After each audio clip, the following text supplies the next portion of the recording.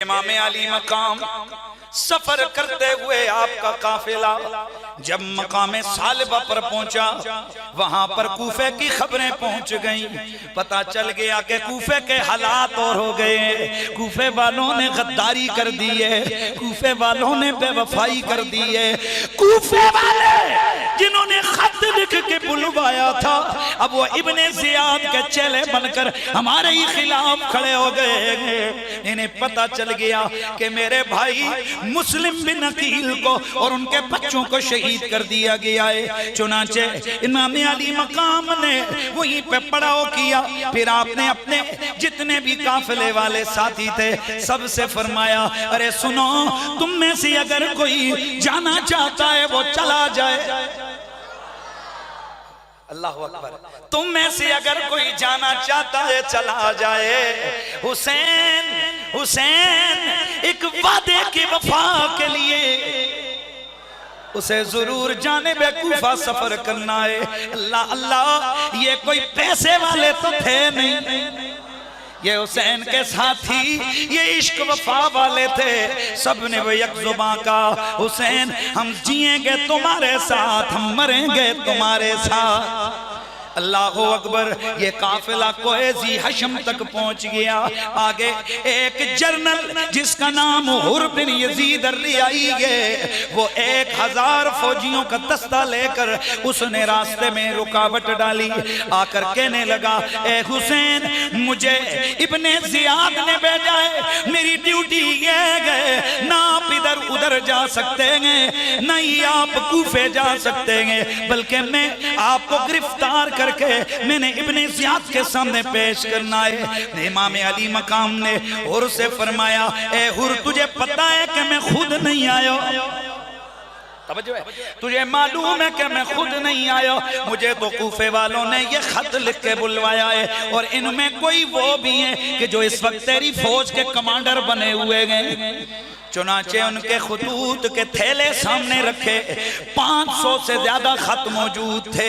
और हैरान हुआ, कहने लगा, जनाब मुझे इससे कोई सर्वेकार नहीं, आप खुद आए हो या आपको किसी ने बुलाया है, मैं तो ऑर्डर का पाबंद हूं। मुझे तो इब्ने जियाद ने हुक्म दिया है कि मैं आप पे चेक रखूं, मैं आपको रोके रखूं, और मैं आपको गिरफ्तार करके कूफे में उसके सामने पेश करूं। इमाम अली मकाम आपने फरमाया, ओए अल्लाह की कसम है, अली का पुत्र तेरे हाथों कभी गिरफ्तार नहीं होगा। बड़ा मारकतुल आरा जुमले, जिनकी तारीख ने बड़ी बड़ी तर्जुमानियां की हैं। इन जुमलों को बड़े किताबों की सूरत में फिर इसको जनाब लोगों ने बयान किया है। ये दोनों का आपस में मुकालमा हो रहा है, तवज्जो रखने। कहने लगे, जनाब मैंने जो करना है मैं करके रहूंगा, मैं आपको गिरफ्तार करके लेके जाऊंगा।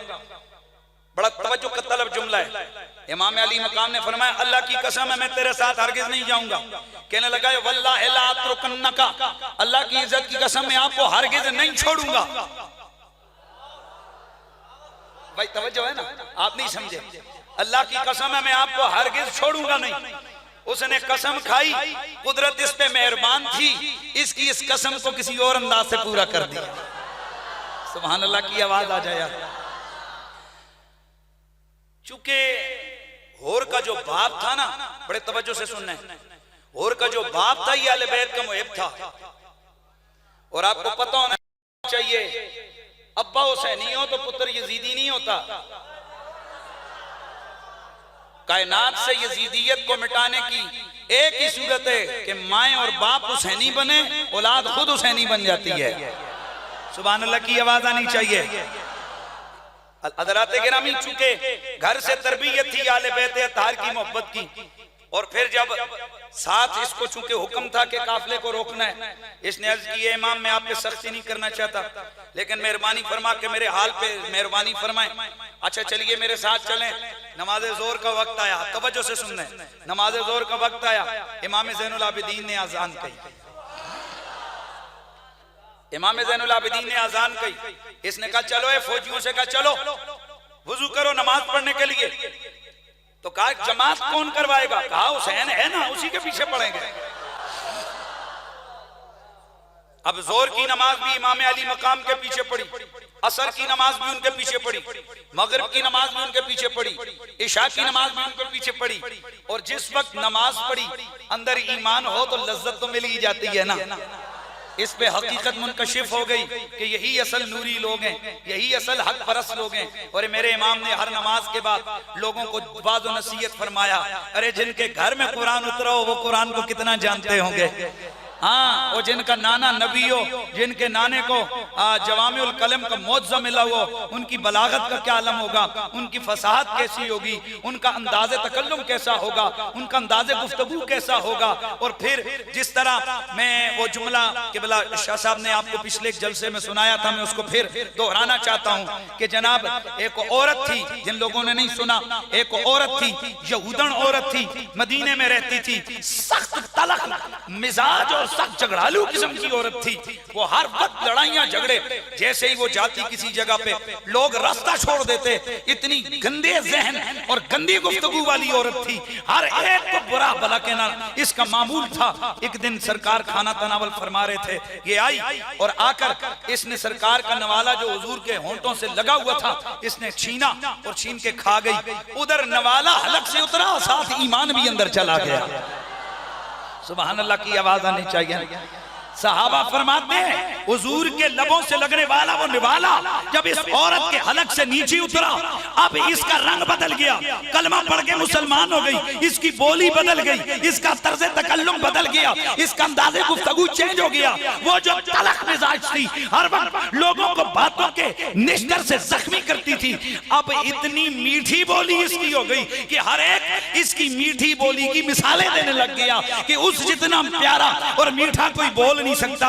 हज़रात गिरामी, जो एक लब से लगा हुआ लुकमा खाए यहूदी हो, उसकी बोली कितनी मीठी होती है। तो जिस हुसैन को गुड्डी रसूलुल्लाह का लुहाबे दहन मिला हो, मेरे नबी ने अपनी जुबाने जिस हुसैन को चुसाई हो, ईमान से बताइए उस हुसैन की बोलियां कितनी मीठी होंगी। अल्लाह अकबर। और बिन यजीद रियाई इमाम अली मकाम की प्यारी प्यारी गुफ्तगू सुनकर मुतासिर हो गया।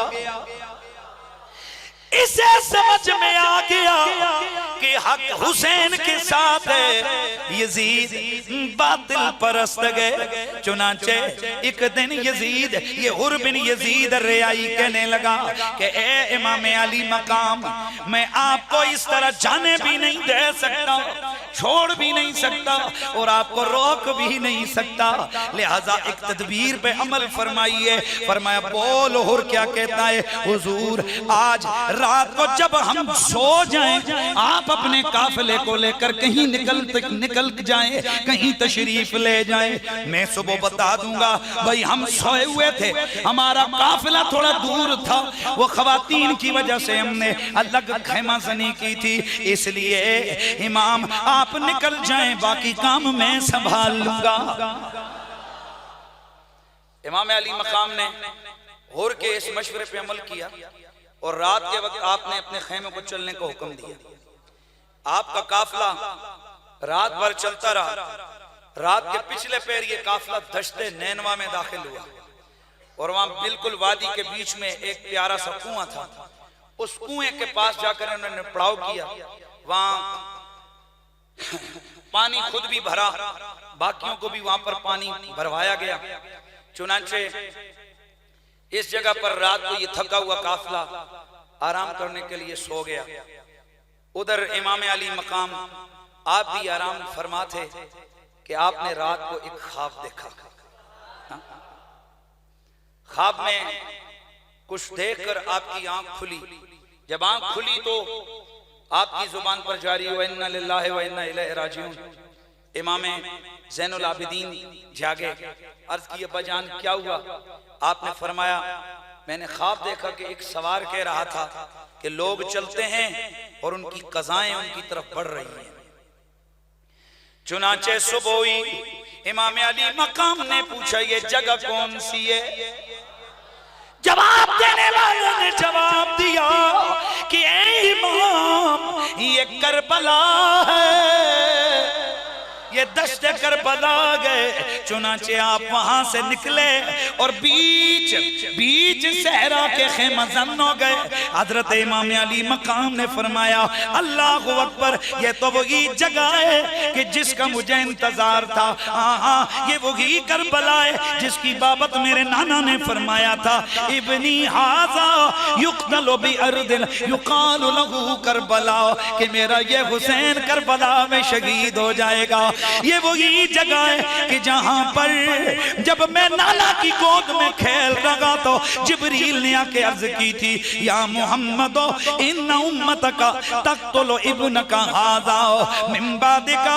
ए प्यारे आका, जिब्रील ने अर्ज की, या रसूल अल्लाह, ये आपका वो शहजादा है कि आपकी उम्मत आपके बाद इनको शहीद कर देगी। और फिर मिट्टी लाकर मेरे मक्तल की मिट्टी लाकर भी दी।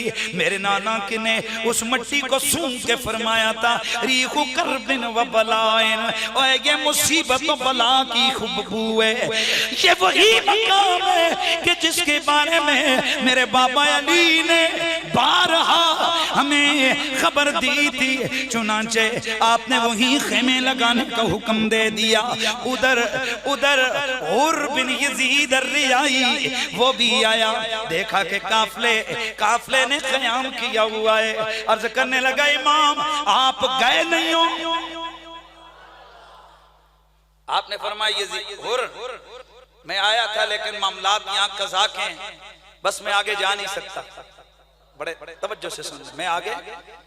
अब तारीख का ये वाकया बहुत सारी जगह सेंसर कर दिया जाता है कि होर के लश्कर में पानी खत्म हो गया। वो जो पानी चश्मे से भर के इमाम पाक लेके आए थे ना, सबके पास काफी पानी था। ऐसा नहीं होता काफिला सफर करे और उसके पास पानी ना हो। आपके पास काफी मिकदार में पानी था जो आपने उस चश्मे से भरा था दश्ते नैनवा में से। तो जब आप आगे बढ़े, जहां करबला में जाकर अपने खेमे गाड़े, वहां पर और बिन यजीद अर्रियाई आया, इसके पास पानी नहीं था, इसकी फौज प्यासी थी।